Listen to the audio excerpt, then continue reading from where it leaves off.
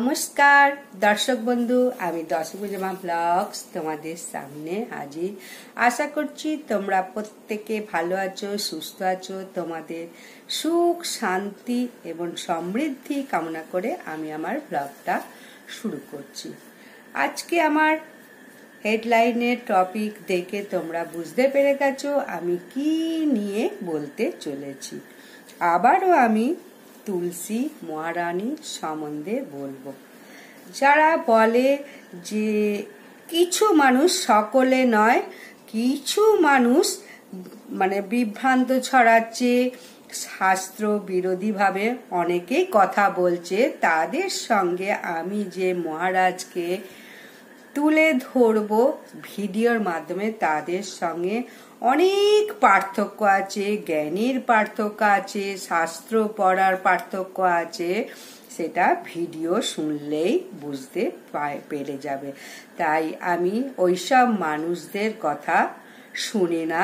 আমি কিছু কিছু মহারাজের কথা আমি শুনি, যাদের কথা মনে হয় চোখ বন্ধ করে বিশ্বাস করা যায়। তাহলে তাদের কথাই আমি বলবো। তোমাদের জন্যে আমি আছি, তোমাদের সমস্ত চিন্তা আমি দূর করার চেষ্টা করব। তবে পারবো কতটা জানি না, অবশ্যই দূর করার চেষ্টা করব। আমি সব জানতা সেটা বলবো না, তবে কিছুটা, যতটা আমি সত্য জেনেছি সেটাই আমি বলবো। শাস্ত্র পড়ে যেটা বুঝেছি সেটাই বলবো, তোমাদের যাতে ভুল না হয় মোটামুটি সেই পথ দেখাবো। বই তো পড়ি সব সময়, আরো অন্যান্য জনদের, বড় বড় ব্যক্তিদের কাছে আমি জানি এবং দেখে মন দিয়ে শুনে তারপরে বলি। কেন আমি ওদের কথা শুনি, জানি, তারপরে বলি? যেসব মহারাজরা 4-5 বছরের বয়স থেকে গুরুকুলে মানুষ হয়েছে এবং ওনারা মহৎ ব্যক্তি। বেদ বলুন, ভাগবত বলুন, গীতা বলুন, তারপরে আরো অন্যান্য রকমের যেসব গ্রন্থ আছে, উপনিষদ, এইসব যেসব গ্রন্থ আছে তাদের ঠোঁটস্থ হয়ে আছে। এনাদের ভগবানই বলা চলে একরকম। একাদশী এবং রবিবারের দিন জলদান কি করা যাবে তুলসী মহারানী দেবীকে? এবার তো পয়লা বৈশাখ রবিবার পড়েছে। পয়লা বৈশাখ রবিবারে তো সকলেই আমিষ খায়, কারণ বছরে প্রথম দিন যা করা হয় সারা বছরই তাই মানুষ করে। সেই জন্যে খায়, নতুন জামা পরে, এইসবই পয়লা বৈশাখের দিন করে।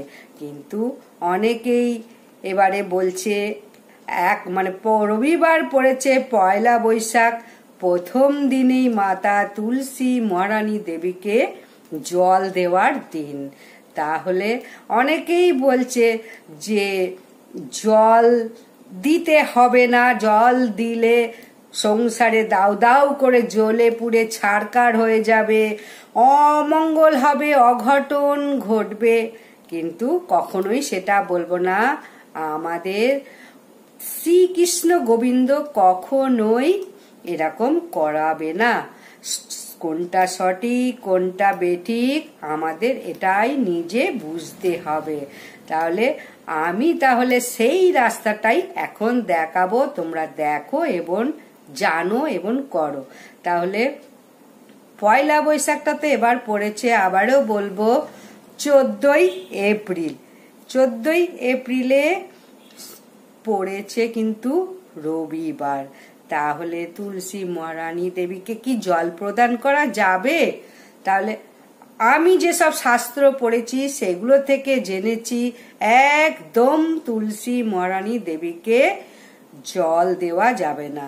29শে এপ্রিল 29শে চৈত্র বেশি করে জল ঢেলে দাও, ঝাড়ি তো বাঁধো অবশ্যই আগের দিনকে, কিন্তু সেই দিনকে জলটা বেশি করে দিয়ে দাও।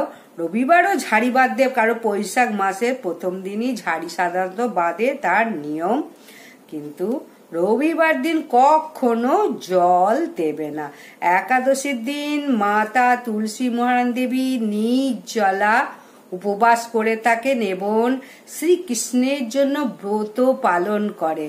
যদি জল দেওয়া হয় ওই রবিবার দিনকে, তাহলে তোমাদের কিন্তু সর্বনাশ হবে। কেন সর্বনাশ হবে? মা তুলসী মহারানী দেবী ওই দিনকে নির্জলা উপবাস করে। তাহলে তুলসী গাছে জল দিলে তোমাদেরই পাপ হবে, মানে পুণ্যের জায়গায় পাপ হয়ে যাবে। কারণ ওই উপবাস তুলসী মহারানীর উপবাসটা ভঙ্গ করে দিচ্ছ, সেই কারণে মহাপাপ হবে। রবিবার দিনকে তুলসী মহারানী দেবী বিশেষ উপবাস করে, তাই আমি বলবো কখনোই রবিবার দিনকে, কোনো রবিবার, বৈশাখ কেন, কোনো রবিবারই মানে তুলসী মহারানী দেবীকে জল দিও না, তাহলে মহাপাপ হবে, সর্বনাশ হয়ে যাবে। রবিবার দিনকে তাহলে কাকে কাকে জল দেবে? শালগ্রাম শিলা, বট গাছ, তারপরে বেল গাছ, আকন্দ গাছ, নিম গাছ, এইসব গাছে জল দাও। আর এইসব বৈশাখ মাসে এবারে 2টো একাদশী পড়বে আর বাকি 4টে রবিবার পড়বে। মানে রবিবার দিনকেও কিন্তু ঝাড়িতে জল দিও না, এটা মাথায় রেখো। ঝাড়িতে জল দিলেই মাতা তুলসী মহারানীর মাথায় জল পড়বে এবং উপবাস ভঙ্গ হয়ে যাবে। সেই ভঙ্গর কারণে তোমায় কিন্তু পাপে ভাগী হয়ে যাবে। আর সোমবার দিন থেকে জল ঢালো, কোনো অসুবিধা নেই, জলধারায় জল দাও। আর মাসিক ধর্ম হলে তুলসী মহারানী দেবীকে কি জল দেওয়া যায়? কখনো জল দেবে না, তার কারণ এটা মহাপাপ হবে, মহা অন্যায় হবে, বিশাল ক্ষতি হয়ে যাবে। বাড়ির অনেকেই তো আছে, তাদেরকে দিয়ে জল দেওয়াও, কিন্তু যার হবে সে কখনোই দেবে না। তার কারণ অনেকে বলে হ্যাঁ দেওয়া যায়, না দেওয়ার কি আছে, এইটা কিন্তু কখনো শুনো না। নিজের বুদ্ধিতে কি বলে যে এই অম্বুবাচী 4 দিন মায়ের রজস্বলা হয়, তাহলে কি মানে অম্বুবাচীতে মাতাকে পুজো করা যায়? যায় না। কিন্তু অনেকেই বলে যে রজস্বলা হলে জল দেওয়া, পুজো করা যায়, কিন্তু কখনো করবে না। তাহলে কখন আরো জল দেবে না? এই যে মানে অশৌচ, কালা ওষুধ, এইসব যখন হবে, কখনো কিন্তু মাতা তুলসী মহারানী দেবীকে জল দেবে না। ভগবানের সঙ্গে মানুষের কখনো তুলনা করা যায় না। ভগবানের সঙ্গে মানুষের একটা পার্থক্য আছে। অসৌচ যখন হবে, যখন সেবা করব ভগবানকে বা তুলসী মহারানীকে জল দেব, তাহলে ভগবানের সঙ্গে আমার পার্থক্যটা কি হলো? আচার ব্যবহার, রুচি, নিয়ম, তাহলে কি হলো? মুনি ঋষিদের নিয়ম কানুনই বা কি হলো? তাহলে আনন্দ ওষুধ অনেকে 7 দিন, অনেকে 21 দিন পালন করতে হয়। তাহলে তো বৈশাখ মাস তো পার হয়ে যাবে, তাহলে তুলসী মহারানী তো মারা যাবে। কি করব? ঝাড়ি বেঁধেই বা কি করব? কিন্তু আবারও বলবো যে ঝাড়ি বাঁধো, কিন্তু পাড়াপড়শি কাউকে ডেকে জল দেওয়াও মাতা তুলসী রানীকে। আর ছেলে বা মেয়ে তাদের যদি 9 বছর বয়স হয়, তাদেরকে দিয়েও জলদান করা যায়। বড়রা, পুরুষ বা নারী বা মায়েরা কেউ কিন্তু জল দেবে না। আনন্দ ওষুধ বা কালা ওষুধ, যে কোনো জিনিস বা রজস্বলা যাই হোক, কখনো দেবে না। তাহলে এই যে আনন্দ ওষুধ 21 দিন পালা উচিত নিজেদের হলে, জ্ঞাতি গোষ্ঠীরা সাধারণত 7 দিন করবে। আর পিতা মাতা মারা গেলে কি করবে? পাড়ার লোককে ডেকে এনে জল দেওয়াও, 1 দিন পর পর দিলেও হবে। আর যদি না পাড়ার কেউ দেয়, একটা ব্রাহ্মণ ঠিক করো, ব্রাহ্মণ এসে পয়সা দিলেই ঠিক করবে। তাহলে অশৌচ অবস্থায় মায়েদের রজস্বলা অবস্থায় কখনো তুলসী মাতাকে সেবা করবে না, ভগবানেরও সেবা করতে যেও না। তাহলে কি হবে, আমাদের সমাজে যদি ভগবানকে ভেদাভেদ না করি, তাহলে বিবাহই বা কি কেন উঠলো, বিবাহের কেন এত নিয়ম কানুন হলো, শ্রাদ্ধ শান্তি, পিতামাতা মারা গেলে কেন এত বিচার বা অনুষ্ঠান ক্রিয়াকলাপ কেন করা হয়, সবই তাহলে তো এক হয়ে গেল। ভগবানের সঙ্গে আমাদের উচিত ভেদাভেদ করা, কারণ উনি ভগবান, আমরা মানুষ, আমরা রক্ত মাংসের মানুষ।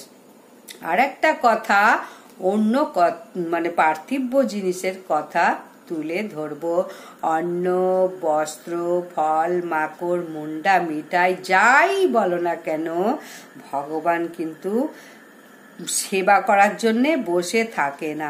ভগবানের কি কখনো অন্ন জলের অভাব হয় যে আমরা দেব তারপর ভগবান সেবা করবে? তা না হলে উনি উপবাস থাকবেন, এটা কিন্তু কখনো নয়। এটা বড় মুনি ঋষিদের কাছে শোনা। ভগবান কি করে, ভক্তের ভাব গ্রহণ করে। ভগবান ভক্তের ভাবের পিয়াসী।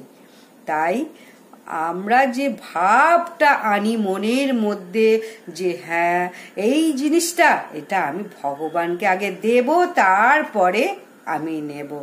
ভগবানকে সব সময় কোনো জিনিসটা দেখলি, হ্যাঁ মালা ফুল যাই বলো, ভগবানকে আগে দেব।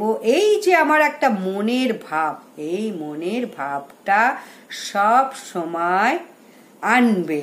এই যে আমি একটা কোনো জিনিস কিনলাম, প্রথমে গৃহের ঠাকুরের কাছে রাখবো, বা শাড়ি একটা কিনলাম সেটাও গৃহের ঠাকুরের কাছে রাখবো, তারপরে পরবো। এটাই একটা মনের ভাব। তাহলে এইগুলো বড় বড় মানে দীক্ষিত গুরুরা বলে, দীক্ষা গুরুরা, তাদের কাছ থেকেই শোনা। তাই ভগবান কখনো এইসব জিনিস মানে গ্রহণের জন্য বসে থাকে না, পিত্তিস করে ভাবের জন্য বসে থাকে, যে আমাদের মনের ভাবটা কি, এই ভাবটাই উনি দেখতে চান। তোমার কতটা মানে ভক্তি নিষ্ঠা শ্রদ্ধা ভালোবাসা আছে ভগবানের প্রতি। তাহলে আমি এই যে আজকে সমস্তটা বলে দিলাম, অবশ্যই প্রত্যেকে ভালো থাকো, সুস্থ থাকো, গরমে প্রত্যেকে সাবধানে থাকো।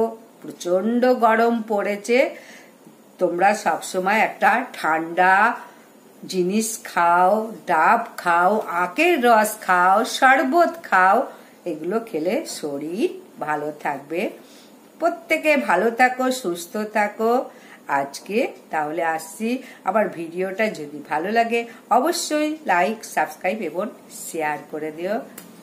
নমস্কার।